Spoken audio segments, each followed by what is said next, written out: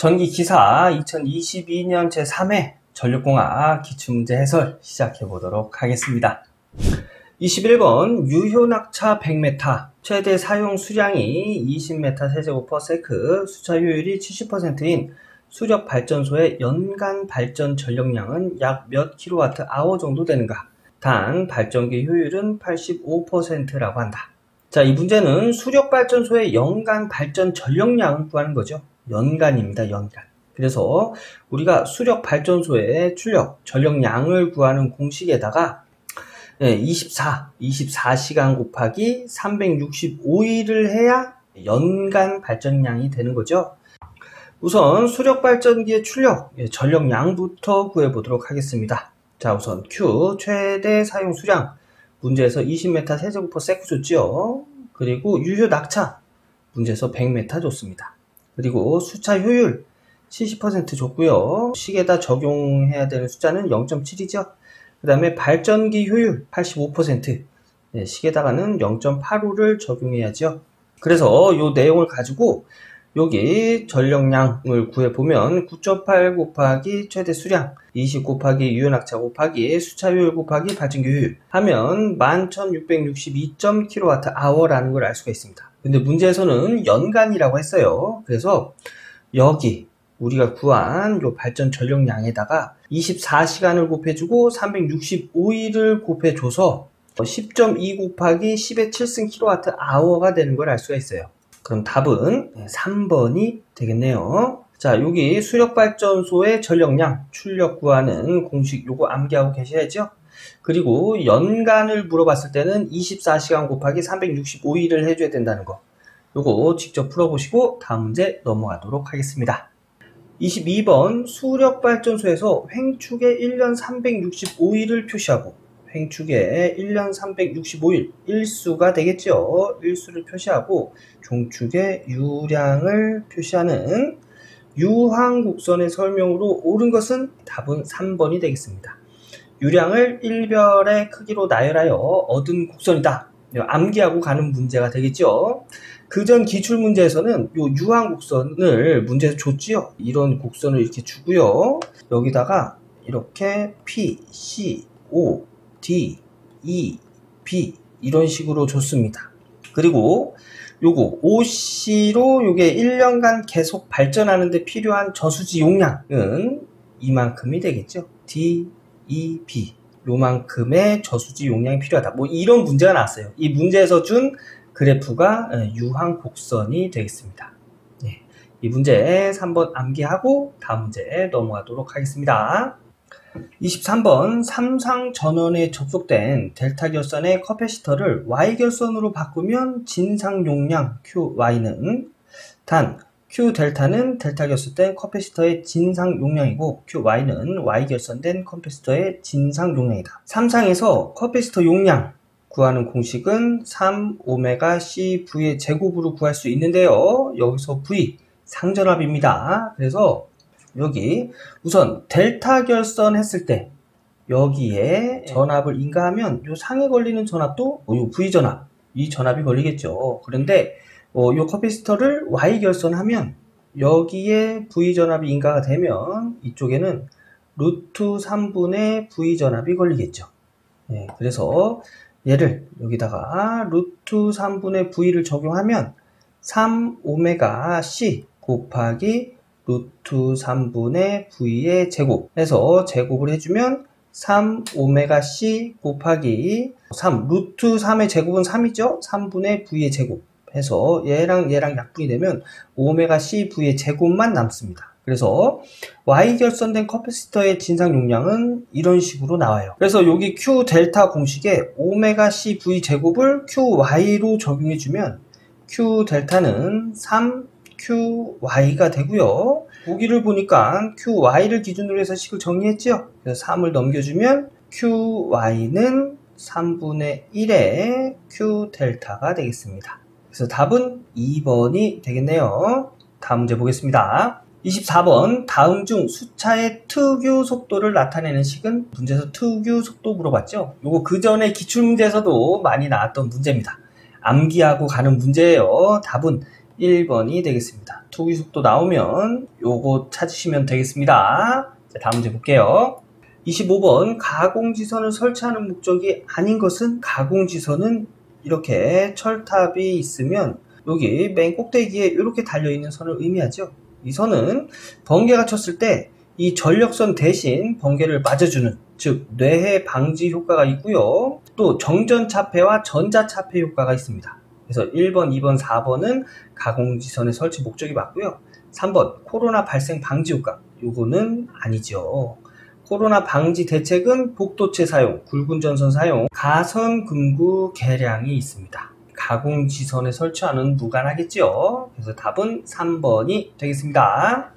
26번 전압 20kV, 주파수 60Hz, 길이가 20km인 1회선의 삼상 지중 송전선 정정 용량이 0.5 마이크로파라드 퍼 킬로미터이다. 송전선의 무브와 충전 용량은 약 몇 킬로볼트 암페어인가? 자, 무브와 충전 용량, 요거 좀 전에 23번에서 했던 거랑 비슷한 문제죠. 이때 충전 용량 구하는 공식은 3ωc 전압의 제곱입니다. 여기서의 이 전압은 대지전압이에요. 자, 문제에서 준 단서를 한번 볼까요? 자, 오메가는 2파이 F로 나타내죠. 요 F는 주파수입니다. 문제에서 주파수 60Hz 줬죠? 그래서 이때 오메가 각 주파수는 120파이 라디안 퍼 세컨드가 되고요. 그리고 또 이때 정정 용량, 이 정정 용량, 이 공식에서의 단위는 파라드지요. 그런데 문제에서 마이크로 파라드 퍼 킬로메타를 줬어요. 우선 마이크로를 없애기 위해서 10의 마이너스 6승을 곱해주고요. 그리고 요 킬로메타를 없애주기 위해서 킬로메타를 곱해줍니다. 킬로메타, 길이가 되겠죠. 그래서 이때의 정정 용량은 0.5 마이크로 파라드 퍼 킬로메타에다가 10의 마이너스 6승을 곱해주고 길이 20km를 곱해줍니다. 그리고 여기에서 전압, E는 대지전압이라고 했어요. 여기서의 준 전압은 선간전압이 되겠습니다. 대지전압은 선간전압의 루트 3을 나눠서 구하죠. 그래서 선간전압 20 곱하기 10의 3승, 킬로볼트이기 때문에 10의 3승 해준 거예요. 나누기 루트 3을 해주면 대지전압을 구할 수가 있습니다. 그래서 요것들을 공식에다 적용하면 3 곱하기 각 주파수 120파이 곱하기 정정 용량 0.5 곱하기 10의 마이너스 6승 곱하기 20 곱하기 대지전압의 제곱 루트 3분의 20 곱하기 10의 3승의 제곱, 여기까지가 단위가 볼트 암페어지요. 근데 문제에서는 킬로볼트 암페어를 구하라고 했기 때문에 10의 마이너스 3승 곱해준 거예요. 10의 마이너스 3승 곱해주면 1507.95 킬로볼트 암페어라는 걸 알 수가 있습니다. 그래서 약 1508 킬로볼트 암페어가 되겠네요. 그래서 답은 2번이 되겠습니다. 27번 전력계통에서 사용되고 있는 GCB 가스 차단기죠. GCB용 가스는 SF6 가스. 그래서 답은 2번이 되겠습니다. 자, 다음 문제 갈게요. 28번 서지파가 파동 임피던스 Z1의 선로 측에서 파동 임피던스 Z2의 선로 측으로 진행할 때 반사계수 베타는, 이것도 역시 암기하는 문제가 되겠죠. 네, 답은 1번이 되겠습니다. 요거 반사계수 요렇게 계산한다는 거, 요거 암기해 주세요. 자, 다음 문제 보겠습니다. 29번 154kV 송전계통의 뇌에 대한 보호에서 저렴 강도의 순서가 가장 경제적이고 합리적인 것은, 이 문제도 암기하고 가는 문제가 되겠습니다. 답은 1번입니다. 자, 해설을 보면 기준 충격 절연 강도 BIL이라고 하거든요. 송배전 계통에서 기기 간의 절연 협조 기준이 되는 절연 강도는 피레기가 절연이 제일 낮아야 되고요. 이상 전압이 습하면 바로 방전을 시켜야 되잖아요. 그죠? 이때 절연이 되어 있으면 방전이 안 되겠죠. 그래서 피레기가 절연 강도가 제일 작아야 되고요. 그 다음에 변압기 코일, 기기 부싱, 결합 콘덴서, 선로 애자 순으로 이렇게 되어 있습니다. 피레기는 이상 전압을 방전하여야 하므로 절연 강도가 가장 낮아야 하고, 선로 애자는 선로를 지지하는 것, 철탑, 전주와 항상 절연 상태여야 하므로 절연 강도가 가장 높아야 한다로 되어 있습니다. 네, 요거 암기하고 가는 문제예요. 절연 강도가 제일 낮은 건 피레기, 제일 강한 건 선로 애자, 이런 식으로 암기하면 되겠습니다. 자, 다음 문제 할게요. 30번 송전단 전압을 VS, 수전단 전압을 VR, 선로의 리액턴스를 X라 할 때 정상시의 최대 송전 전력의 계략적인 값은 송전 전력 나왔습니다. 그러면 송전 전력 구하는 공식 알고 있어야겠죠. 여기서 최대 송전 전력이라고 했어요. 최대 송전 전력은 여기 뭐 상차각, 부하각 이렇게 얘기하는데 이 값이 1이 될 때, 즉 값이 1이 될 때 최대 송전 전력의 값을 갖습니다. 그래서 얘를 1로 만들어주면 답은 4번이 되겠습니다. 요거 암기하고 다음 문제 넘어갈게요. 31번 전력계통의 전압 조정 설비에 대한 특징으로 옳지 않은 것은 답은 2번이 되겠습니다. 동기조상기는 조정 단계에서 불연속이 아니고 연속적입니다. 직렬 콘덴서 및 병렬 리액터가 불연속, 얘네들이 불연속이 되겠습니다. 암기하고 다음 문제 넘어가도록 하겠습니다. 32번 송전철탑에서 역섭락을 방지하기 위한 대책은 답은 2번 탑각 접지 저항의 감소. 여기서 철탑에서의 역섭락 뭐지요? 철탑이 이렇게 있으면 여기 이제 애자가 이렇게 달려 있고 애자에 이렇게 전력선이 이렇게 걸려 있겠지요. 역섭락은 이 철탑에 뭐 이상전압이 발생을 해서 이 전압이 이 전력선 쪽으로 넘어가는 것을 역섭락이라고 합니다. 이때 이걸 방지하기 위해서 이 탑각에 접지를 하던가 매설지선을 설치해서 이 철탑에 이상전압이 발생하면 역섭락이 발생하기 전에 이 매설지선에서 방전을 시켜주는 거죠. 그래서 탑각 접지 저항의 감소가 되겠습니다. 여기 해설을 보면 매설지선을 설치하여 탑각 접지 저항을 감소시켜 철탑에서 역섭락을 방지한다라고 되어 있죠. 그래서 답은 2번이 되겠습니다. 다음 문제 할게요. 33번 동기조상기에 대한 설명으로 틀린 것은 답은 1번 시충전이 불가능하다. 여기서 시충전은 그냥 시험 운전이라고 보시면 됩니다. 동기조상기는 시험 운전이 가능해요.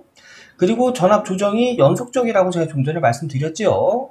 중부하 시에는 과여자로 운전하면 앞선 전류, 이건 V 특성 곡선에서 나오는 내용입니다. 경부하 시 부종여자로 운전하면 뒤진 전류를 취할 수가 있지요. 그래서 2번에서 4번은 동기조상기에 관한 올바른 설명이 되겠고요. 1번은 틀린 설명이 되겠습니다. 다음 주 할게요. 34번 송전계통의 안정도를 향상시키는 방법이 아닌 것은 답은 1번이 되겠습니다. 직렬 리액턴스를 증가시킨다가 아니라 안정도를 향상시키기 위해서는 감소시켜야 돼요. 그리고 나머지 것들은 안정도 향상의 올바른 방법이 되겠죠. 한번 읽어보시고 다음 문제 넘어가도록 할게요. 35번 전격 전압이 170kV, 요거 kV입니다. kV이고 전격 차단 전류가 kA일 때 삼상용 차단기의 전격 차단 용량은 약 몇 메가볼트 암페어인가? 요거는 전격 차단 용량 구하는 공식 알고 있어야겠죠? 전격 차단 용량 구하는 공식은 루트3 곱하기 전격 전압 곱하기 전격 차단 전류로 구할 수가 있고요. 전격 전압이 kV고 전격 차단 전류가 kA일 경우 이때 전격 차단 용량은 메가볼트 암페어가 됩니다. 그래서 문제에서 준 단서들을 그냥 적용시키면 되겠죠. 루트3 곱하기 전격 전압 170kV 곱하기 전격 차단 전류 50kA 하면은 14,722메가볼트 암페어라는 걸 알 수가 있는데요. 15,000에 가깝지요. 그래서 15,000메가볼트 암페어다라고 해서 답은 3번이 되겠습니다. 자, 다음 문제 할게요. 36번 삼상 동기발전기 단자에서 고장전류 계산 시 영상전류, 정상전류, 역상전류가 같은 경우는 일선 지락 고장이 되겠습니다. 일선 지락 사고의 지락 전류를 해석하기 위해서는 정상분, 역상분, 영상분이 모두 필요하고요. 이 영상전류, 정상전류, 역상전류는 크기는 같고 0이 아닌 값을 갖습니다. 언제요? 일선 지락 사고가 났을 때. 그래서 답은 1번이 되겠습니다. 37번 일선 지락 시의 지락 전류가 가장 작은 송전 계통은 4번 소호 리액터 접지식이 되겠습니다. 소호 리액터 접지식은 직접 접지 방식 중에 하나인데요. 소호 리액터 접지는 일선 지락 사고가 발생됐을 때 지락 전류가 가장 작게 흐른다는 특징이 있습니다. 그래서 답은 4번이 되겠습니다. 38번 변전소에서 지락 사고의 경우 사용되는 계전기에 영상전류를 공급하기 위하여 설치하는 것은 영상변류기가 되겠죠. 답은 2번 ZCT가 되겠습니다. 암기하는 문제예요. 다음 문제 갈게요. 39번 비접지 방식에 대한 설명 중 틀린 것은 답은 2번이 되겠습니다. 보계정기 동작이 확실한 것은 비접지 방식이 아니라 직접 접지 방식이 되겠죠. 그래서 틀린 설명은 2번이 되고요. 134번 비접지 방식의 올바른 설명이 되겠죠. 한번 읽어보고 다음 문제 넘어갈게요. 40번 일반적으로 화력발전소에서 적용하고 있는 열 사이클 중 가장 열 효율이 좋은 것은 재생 재열 사이클이 되겠습니다. 물을 재생해서 사용하고 열도 다시 사용하는 그런 사이클이 되겠습니다. 자, 열 사이클 중 가장 효율이 좋은 것은 재생 사이클 방식과 재열 사이클 방식을 복합한 재생 재열 사이클 방식이다. 이것도 암기하는 문제가 되겠습니다. 이렇게 해서 전기기사 2022년 제3회 전력공학 문제를 풀어봤습니다. 글로 나오는 문제는 100% 다 암기를 해주셔야 되고요. 계산 문제는 내가 이해가 안 되더라도 한번 이렇게 해설을 적어보시는 걸 권장드리겠습니다. 그럼 저는 다음 기출문제 해설 강의에서 인사드리도록 하겠습니다. 감사합니다.